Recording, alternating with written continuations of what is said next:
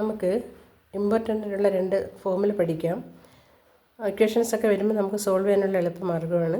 പഠിച്ചു വെച്ചേക്കുക. First a/b + c/d എന്ന ഫോമിൽ നമ്മുടെ മുന്നിലൊരു സിംപ്ലിഫൈ ചെയ്യാനായിട്ടൊരു ക്വസ്റ്റ്യൻ നമ്മുടെ മുന്നിൽ വന്നാൽ അത് ഈ ഫോമിലായിരിക്കണം. ഡിനോമിനേറ്റർ b × d bd അപ്പോൾ ad + bc. ഇത് അതിൻ്റെ ഓർഡറാണ്. a × d + b × c. For example 3/4 + 1/4 = 4 × 4 16.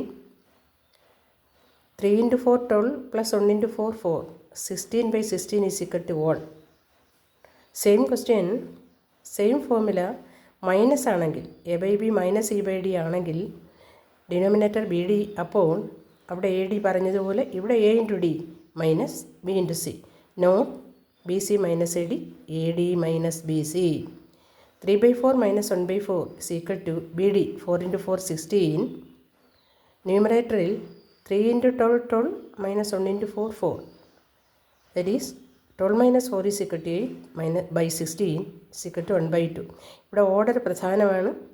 4 × 4 denominator എഴുതിയിട്ട് ന്യൂമറേറ്റർ നമ്മൾ ചെയ്യുമ്പം ad - bc തന്നെ വേണം. തിരിച്ചായാൽ സൈൻ തെറ്റിപ്പോകും. Example solve for x. എക്സിൻ്റെ വാല്യൂ കണ്ടുപിടിക്കുക. 2x/3 + 5x/2 = 9. Same equation apply ചെയ്യുമ്പം 3 × 2 6. ad 2x × 2 4x, 5x × 3 15x = 9.